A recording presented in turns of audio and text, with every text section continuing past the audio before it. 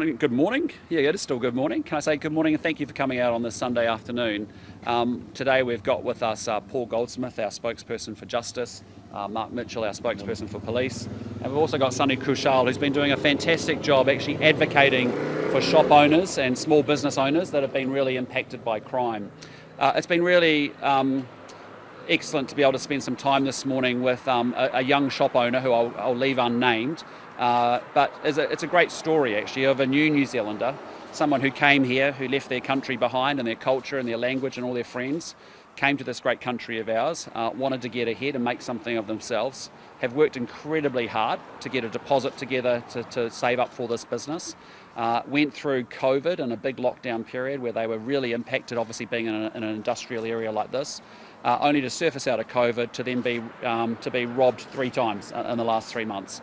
And you have an individual there who's done everything right, who's worked incredibly hard, has a young family of his own, and is actually then at night time incredibly anxious and stressed out and fearful about the next telephone call that he gets saying that there's a problem here as well. And I just think we need to remember the impact that this is happening on victims, people who are doing everything right, working incredibly hard, doing what we ask them to do as New Zealanders, doing that second, third job, busting their gut to be able to get into a business like this, to be able to take a risk in order to be able to get ahead. And I think that's what we've lost sight of sometimes in this conversation across the country. My big takeaways are that Labor just hasn't got this balance right, that victims like the shop owner here shouldn't be living in fear and stress and anxiety, that the primary job of the government is to protect its citizens. And the third thing I'd say to you is we just clearly haven't got the appropriate consequences in place for serious offending like we're seeing here as well. And so all in all, that's our position, that we think that we care deeply about, sorry for the noise, we care deeply about the shop owners and the business owners that are taking a risk and are actually trying to do everything right and get ahead.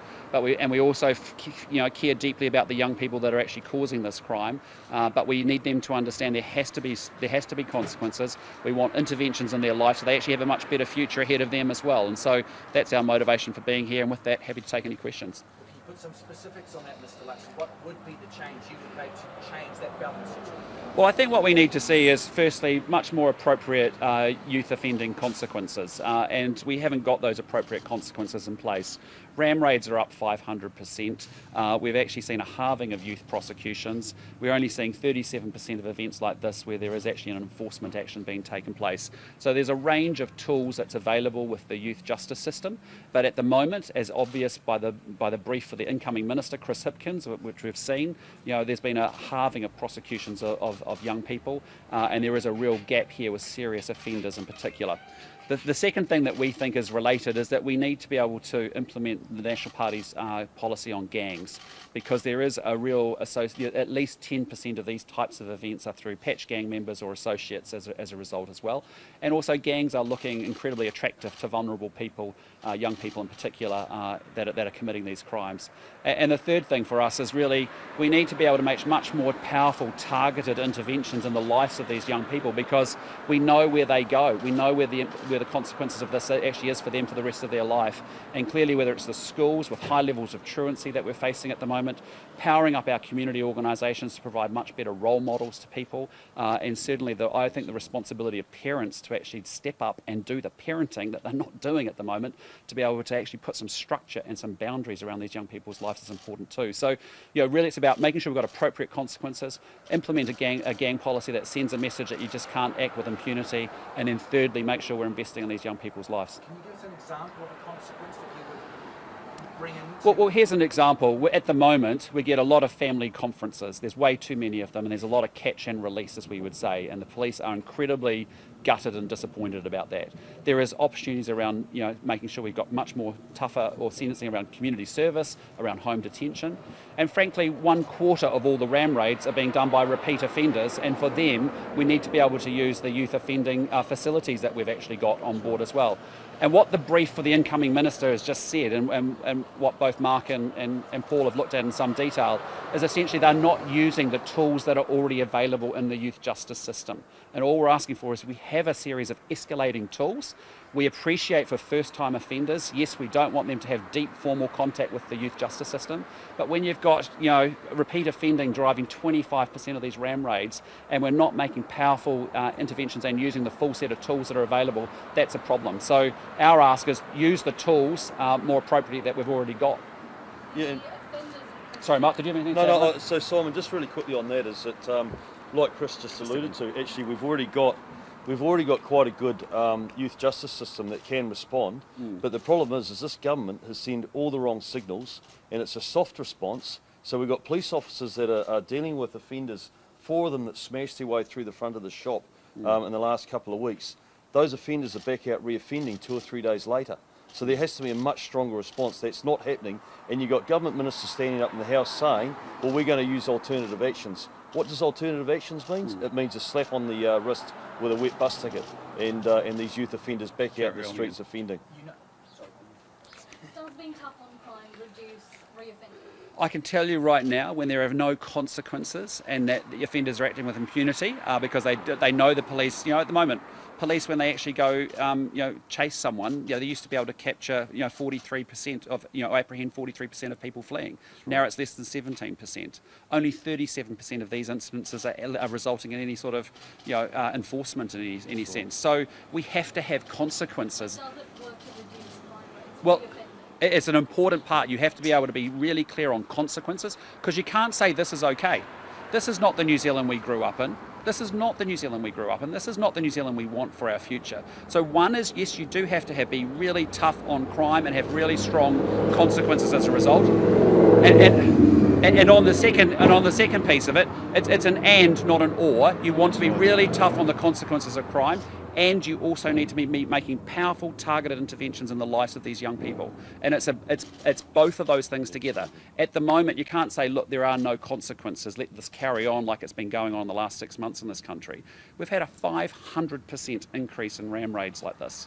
That's a phenomenal thing. We only enforce 37% of these people are actually captured and actually enforced with an action.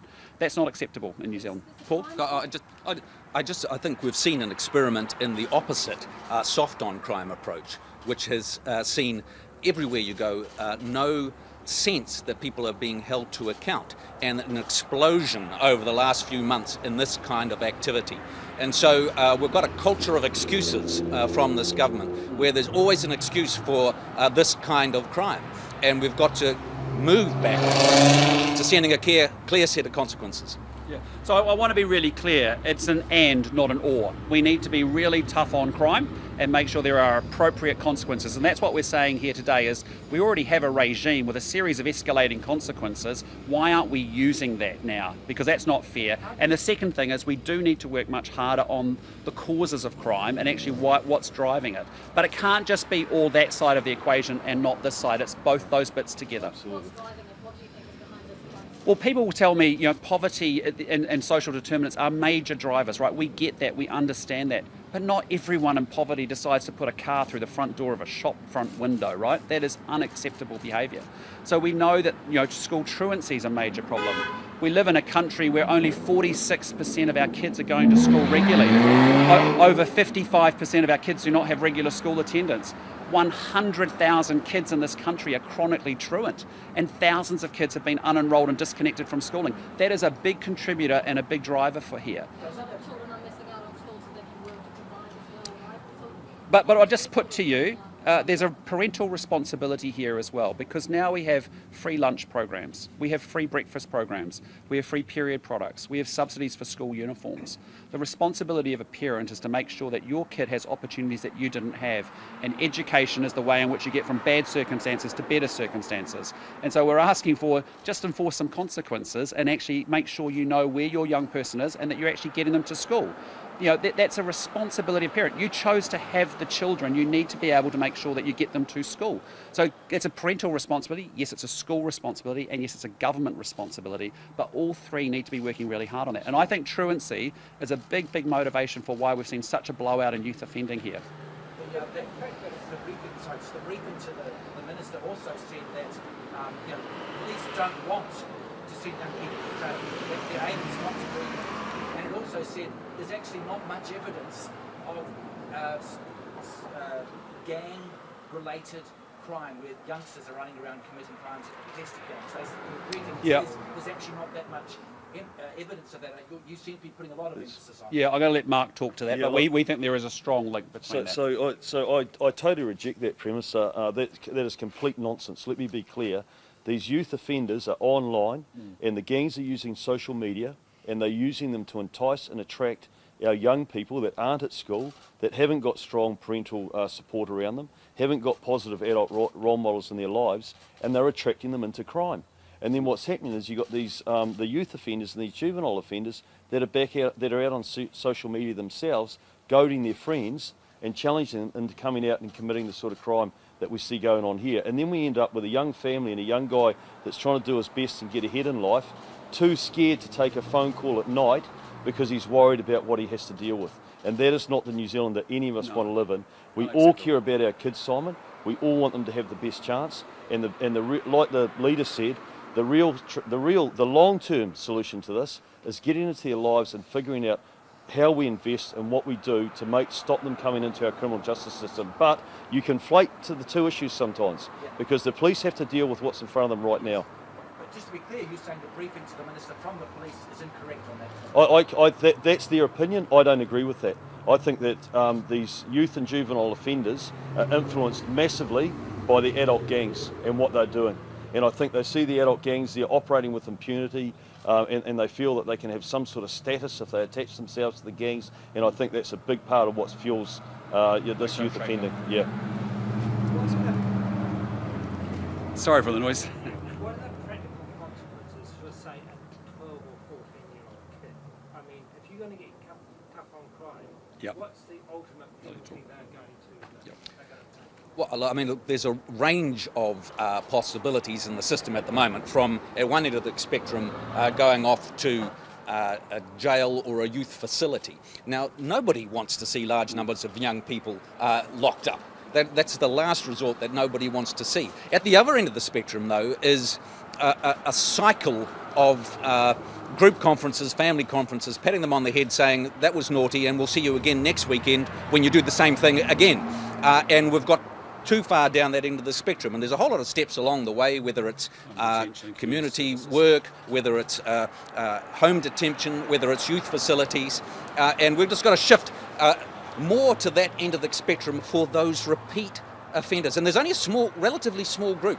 It's absolutely appropriate to have group facilities and to try and avoid the justice system as much as possible for first offenders. But it's when it's 7 or 8 times, then you need to have a more effective intervention, and that's what we'll be looking at. So what you're saying, at the end of the day, repeat offenders could end up in jail? Not in jail, in a youth facility. And probably about a quarter, 25% of all the ram raids are being committed by repeat offenders. And so Paul's exactly right. We have a continuum of consequences available to us, but the reality is we're not using the full tool set, and that's not right. That's not right. How long can they spend on using? Not long periods, but that's ultimately for the for the judges to deal with. And the only point we're saying is what's happening now is not working for anybody. Just going round and round and recycling through the system and doing it multiple times, not great for the kids obviously, but terrible for the victims of crime. And the justice system needs to be focused on the victims of crime, not solely focused on the rights and well-being of the perpetrators of the crime. And that's where I think we've got a bit out of whack. Well, all we're saying very clearly to you is we already have a regime available to us for youth offending. All we're asking for us is that we use the full set of escalating tools and consequences that are available in the system today. They range from family conferences, too many of them being used, home detention, community service, into youth facilities. And so, depending upon the seriousness and the offence, we should be free to be able to use that. The only other thing I just wanted to say was that with respect to the victims of crime, that's what's been forgotten here. Genuinely, someone shouldn't be worried about at home at night about taking a phone call. They shouldn't have had to saved and scrimped and got a deposit together to get a lease, to start a business, to be able to then be damaged in the way that they have been. And so, we've seen it with this government. I know, Sonny, you've talked a lot about it as well. But, on the fly, there was a $6 million fund put together to try and harden up security. It's an ambulance at the end of the cliff. We get get that. But here we are, 3 months down the road, a $6 million fund, and only 5 businesses have actually been assisted with any support from that fund. And yet it was set up to help 500 businesses across this country. And so, there's again, a government just isn't getting things done. It's just not getting it done. And so it's a pretty simple story. We can't carry on like this. We can't carry on like this in this country. This is not how we grew up. This is not the New Zealand we know and love. We have to take some action. Sunny, is there space for a rehabilitative process where I'll get you to jump in dairy there. owners, hardworking dairy owners, of course, can meet with the people that are committing these crimes and sort of hear each other out?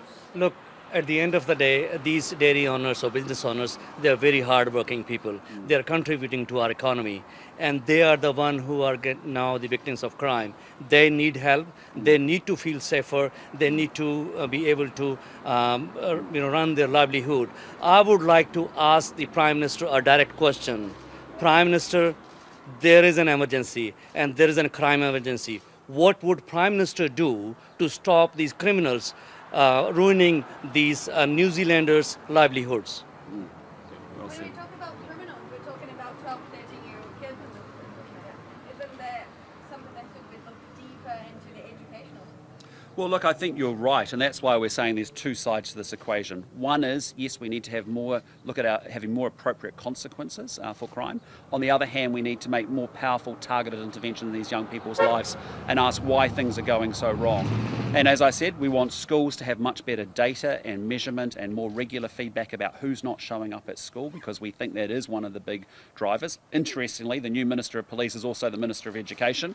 He might want to have a chat with himself, I would say, about those 2 causal things. Total failure. Yeah, absolute failure. But the second thing is very clearly, is I think there's also work that we can do with community organisations. And you know that our belief is quite different from the government's, which thinks that it does it all, it controls everything, it centralises everything. We believe partnering with community organisations, powering them up, whether it's Big Brother type organisations that build that male mentoring and program. I'm thinking about a great organisation that does some amazing work, Brothers in Arms, that's here in South Auckland. We should be supporting those community organisations to do it.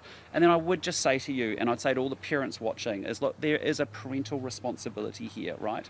Our job, we chose to have these kids, our job as parents is to parent them and to guide them and to put the boundaries in place, and that's just not happening. If you don't know where your 12-year-old is somewhere between midnight and 5 a.m, that's just not good enough, If you don't know why your kid cannot get to school and you're waking up and getting them to school for an 8 a.m. start, that's not good enough, because you owe it to them and yourselves to make sure they have all the opportunities going forward, that their lives are better than your lives and that they get to move forward and get ahead. So, yeah, you're right. We've got to make sure we get appropriate consequences on the one hand, and we're saying we've got the balance wrong.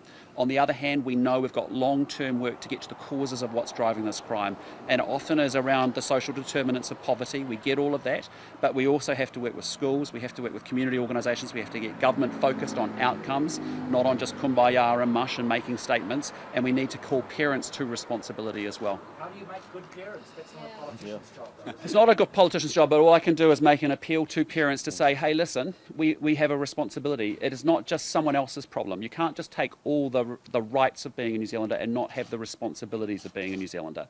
And as a parent, I know it's tough, it is tough. We're all parents and we understand that deal. But the reality is, we've got to make sure that we are doing the job parenting, not subjugating it to our teachers, not leaving it to the police to be able to do, not leaving it to community organisations to do. So that's my call, is that I would hope parents would say, you have an opportunity. Our huge desire as parents is make sure our kids have a better life than we had, right? And so we want them to take the opportunities that are in front of them, and education's one of the big ones. You've got to be able to get truancy sorted and get your kid to school.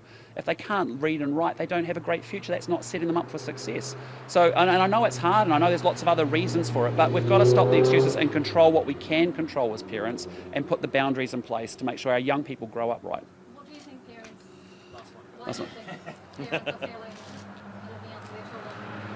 Well, as I said, there's a series of responsibilities here. You need to have a government that's focused on making sure we've got the settings right. We're not sending a message that you can just get away with it, that you can be soft on crime. We've got a series of community organisations that are stepping up, but they need to be powered up and funded in a way that they can actually do more work at scale to be able to get good outcomes. And we just need to be able to put the mirror up to parents and say, well, are you doing everything you are to make sure that your young person in your life is actually doing the best that they can be?